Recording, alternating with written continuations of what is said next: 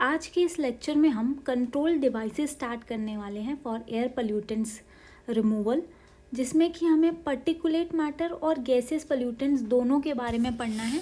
लेकिन आज हम पर्टिकुलरली पर्टिकुलेट मैटर के रिमूवल की टेक्निक्स को देखेंगे एक एक करके।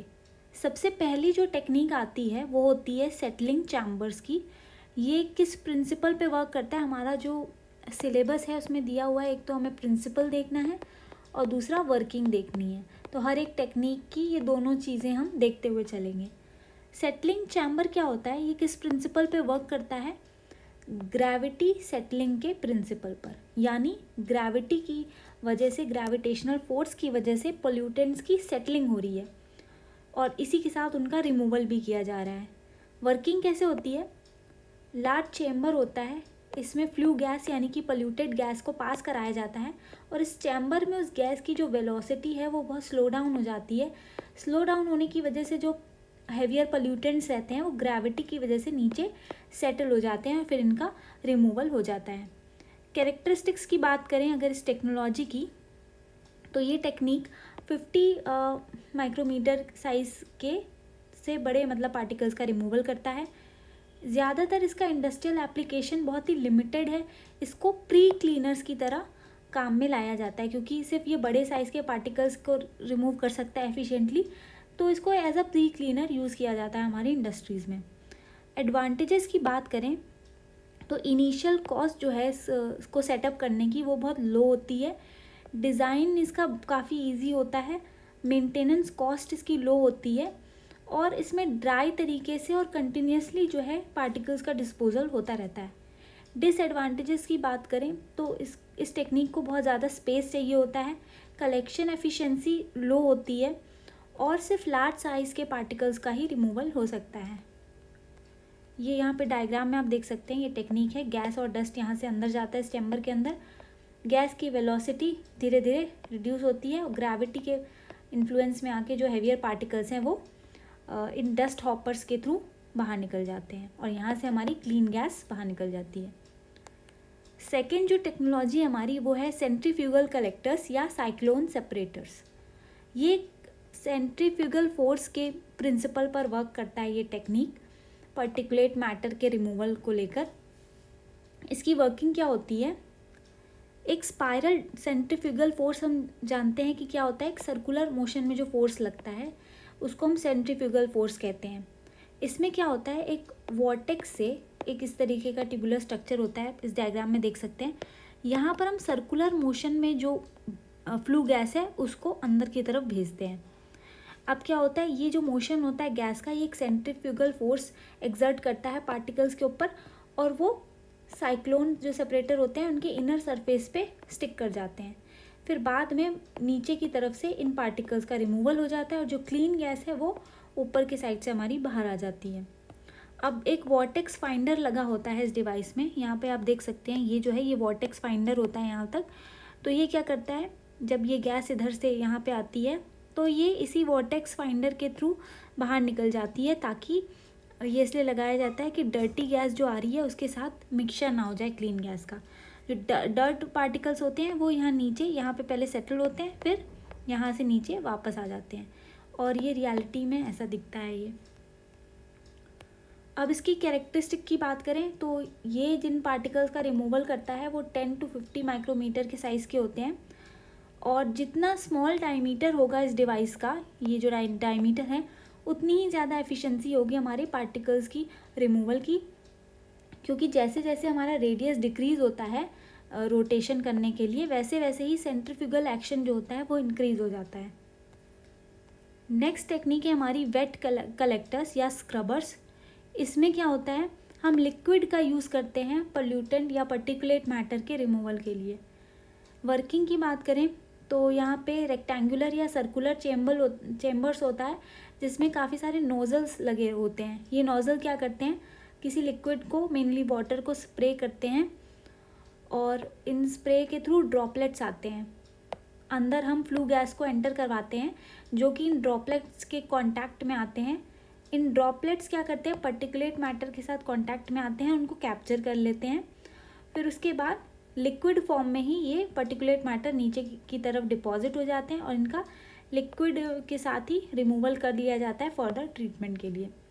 कैरेक्टरिस्टिक्स की बात करें तो ये 0.2 मिलीमीटर डायमीटर वाले पार्टिकल्स के रिमूवल के लिए एफिशिएंट टेक्निक होती है। अब इसी का एक सब टाइप होता है cyclone scrubber.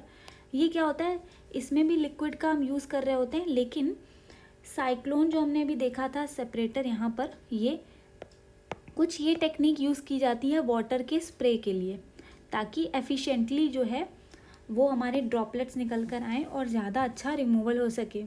Small droplet size achieve हो पाता है हमारा इस तरीके से, इस टेक्निक को यूज़ करने से, और 95% पार्टिकल्स का रिमूवल हो जाता है ग्रेटर देन 5 माइक्रोन। यहाँ पर हम वेट स्क्रबर को देख सकते हैं।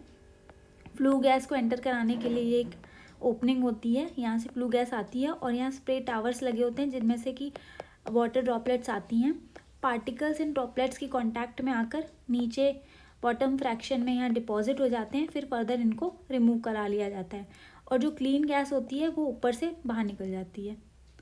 एडवांटेजेस इसका ये होता है कि पर्टिकुलेट मैटर और गैसेस पॉल्यूटेंट दोनों का ही साथ साथ रिमूवल हो सकता है। इसमें किसी टेम्परेचर कंट्रोल इक्विपमेंट की ज़रूरत नहीं होती, क्योंकि ये हाईएस्ट टेम्परेचर को भी हैंडल कर सकता है। उसके बाद इसमें हाई पार्टिकल लोडिंग को हैंडल करने की भी क्षमता होती है और इसमें एक्सप्लोजिव गैसेस को भी ये हैंडल कर सकता है easily with little risk. Disadvantages की बात करें तो इसमें मेंटेनेंस प्रॉब्लम काफ़ी हाई रहती है जब हम कोरोसिव मटेरियल से डील कर रहे होते हैं। और दूसरा क्या होता है कि जो स्क्रबिंग लिक्विड होता है, ये जो लिक्विड हम रिमूव करते हैं, ये क्या होता है कि एफ्लुएंट की तरह वाटर पोल्यूशन प्रॉब्लम्स कॉज कर सकता है। नेक्स्ट टेक्निक हमारी फैब्रिक फिल्टर्स आ जाती है।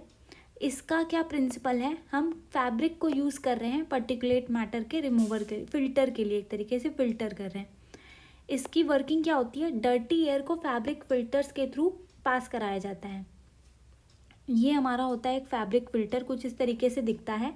ये चैम्बर की तरह होता है जिसमें इस तरीके से फिल्टर बैग्स लगे होते हैं। इस तरीके से ये एक डायग्राम है जिसमें ऐसे फिल्टर बैग लगे होते हैं। डर्टी एयर को इन कराया जाता है और एयर इन बैग्स के थ्रू पास होती है। जब पास हो रही होती है तो जो बड़े पार्टिकल्स होते हैं पोल्यूटेंट के, ये बैग के बाहरी जो सरफेस है उस पर ऐसे से डिपॉजिट हो जाते हैं। फिर अल्टीमेटली नीचे ग्रेविटी की वजह से यहाँ पे आ जाते हैं बैग हाउस में, और इनका ये बैग हाउस है बड़ा, इनका रिमूवल हो जाता है, यहाँ से डिस्चार्ज करा लिया जाता है और जो क्लीन गैस होती है वो बैग में से पास होकर फिर बाहर निकाल ली जाती है। तो ये इसकी वर्किंग होती है। इसमें भी वही दिया है कि फ़िल्टर जो है वो पार्टिकल, जो लार्जर पार्टिकल होते हैं उनको रिटेन कर लेते हैं। इंटरसेप्शन और डिफ्यूजन का प्रोसेस इसमें यूज़ होता है। उसके बाद इस तरीके से रिमूवल हो जाता है। कैरेक्टरिस्टिक्स क्या की बात करें तो जो फिल्टर्स होते हैं वो फाइबर ग्लास और नायलॉन एक्सेट्रा के बने होते हैं। एडवांटेजेस इसका ये है कि इसकी कलेक्शन एफिशिएंसी बहुत हाई होती है और ये wide range of volumetric flow rates पर वर्क कर सकता है। उसके बाद इसमें जो प्रेशर ड्रॉप है वो रीजनेबली काफ़ी लो होता है।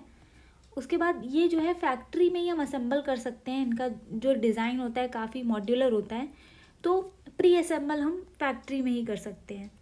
डिसएडवांटेजेस की बात करें तो इनको सेटअप करने के लिए बहुत लार्ज एरिया चाहिए होता है। अगर हाई टेम्परेचर है तो उसमें फैब्रिक जो है उसकी डैमेज हो सकता है। कोरोसिव गैसेस अगर हैं तो वो ऑर्डिनरी फैब्रिक्स उनको हैंडल नहीं कर पाएंगे। साथ ही साथ मॉइस्ट गैस स्टीम है तो हर फैब्रिक फिल्टर जो है वो उसको हैंडल नहीं कर पाएगा, क्योंकि उसमें मेनली ड्राई पर्टिकुलेट मैटर का रिमूवल होता है और ये फ़िल्टर यूनिट फाइबर की बनी होती है तो फायर भी कैच कर सकती है। तो ये इसके डिसएडवांटेजेस थे। इसके बाद हम अपनी लास्ट टेक्निक पे आ जाते हैं पर्टिकुलेट मैटर के लिए, इलेक्ट्रोस्टैटिक प्रेसिपिटेटर्स। ये किस प्रिंसिपल पे काम करती है, इलेक्ट्रोस्टैटिक यानी कि यहाँ पे इलेक्ट्रिकल एनर्जी का यूज़ हो रहा है। किस तरीके से यूज़ करते हैं, इलेक्ट्रिकल एनर्जी से हम जो पार्टिकल्स होते हैं पोल्यूटेंट के उनको चार्ज करते हैं, मतलब उनमें पॉजिटिव या नेगेटिव चार्ज इंड्यूस करते हैं, फिर उसी की वजह से इनका रिमूवल कराया जाता है। वर्किंग की बात करें तो जो पल्यूटेड गैस स्ट्रीम हैं, पहले उनमें उनके पार्टिकल्स को चार्ज कराया जाता है एक इलेक्ट्रिक फील्ड से पास कराकर। ये चार्ज पार्टिकल फिर आगे भेजे जाते हैं जहाँ पर इलेक्ट्रोड्स लगे होते हैं। तो पार्टिकल जिस चार्ज के होंगे उससे अपोजिट चार्ज वाले इलेक्ट्रोड से जाके अट्रैक्ट होते हैं और वहाँ पे स्टिक हो जाते हैं। फिर इन जो कलेक्टिंग प्लेट्स हैं यानी कि इलेक्ट्रोड्स हैं, बाद में मैकेनिकली वाइब्रेशन करके वॉश करके इन पार्टिकल्स को रिमूव करा लिया जाता है। ये इस डायग्राम में देख सकते हैं, ये प्लेट्स लगी होती हैं इलेक्ट्रोड्स। यहाँ से ये स्मोक का इसमें एग्जांपल दिया है। नेगेटिवली चार्ज फिर मेटल ग्रिड यहाँ पे लगी होती है, तो यहाँ पर जो वेस्ट गैस है ये भी नेगेटिव चार्ज पिक कर लेते हैं। फिर जब यहाँ पे पास होंगे तो फिर ये डिपॉजिट हो जाएंगे कलेक्टिंग प्लेट्स पर। फिर जो आगे गैस जाएगी वो गैस कैसी होगी, विदाउट स्मोक पार्टिकल्स। यहाँ पर भी वही चीज़ शो की गई है। अब अगर इसके एडवांटेजेस की बात करें तो इसकी एफिशिएंसी काफ़ी हाई होती है। ये हायर लोड्स को हैंडल कर सकता है with lower pressure drops, higher temperature पे भी ऑपरेट कर सकता है। इसकी ऑपरेशन और मेंटेनेंस कॉस्ट काफ़ी लो होती है और पार्टिकल्स को हम या तो ड्राई या तो वेट कैसे भी हम कलेक्ट कर सकते हैं। डिसएडवांटेजेस की बात करें तो ये काफ़ी कॉस्टली प्रोसेस है, तो इंस्टॉलेशन कॉस्ट हाई होता है। और उसके बाद अगर एक बार इंस्टॉल कर दिया फिर ऑपरेटिंग कंडीशन जो है इसकी स्टेबल रहनी चाहिए, क्योंकि ये चेंजेस के लिए फ्लेक्सिबल नहीं होता ये टेक्निक। फिर उसके बाद ऐसे पर्टिकुलेट मैटर जिनकी हाई रेजिस्टिविटी है वो हो सकता है कलेक्ट ना हो, और फिर इनको ऑपरेट करने के लिए काफ़ी हाई वोल्टेज की ज़रूरत होती है। अब इलेक्ट्रोस्टैटिक प्रेसिपिटेटर्स भी दो टाइप के होते हैं। एक होता है सिंगल स्टेज, जहाँ पे गैस का आयोनाइजेशन यानी गैस के जो पार्टिकल्स की हम चार्जिंग कर रहे हैं और पर्टिकुलेट का कलेक्शन, ये एक ही सिंगल स्टेज में ही कंप्लीट हो जाता है। और ये टेक्निक यूज़ होती है जब इंडस्ट्रीज़ में हैवी लोड को हैंडल करना होता है। दूसरी टेक्निक होती है हमारी 2 स्टेज की, जिसमें पार्टिकल का आयोनाइजेशन एक चैम्बर में होता है, फर्स्ट चैम्बर जिसे कहते हैं, और कलेक्शन उसका सेकेंड चैम्बर में होता है। ये टेक्निक हमें लाइटली लोडेड गैस के लिए बेनिफिशियल होती है और उसके लिए हम यूज़ करते हैं। तो आज हमने पर्टिकुलेट मैटर से रिलेटेड सारी पोल्यूशन कंट्रोल टेक्निक्स देख ली हैं। अगले लेक्चर में हम गैसियस पोल्यूटेंट कंट्रोल टेक्निक्स देखेंगे।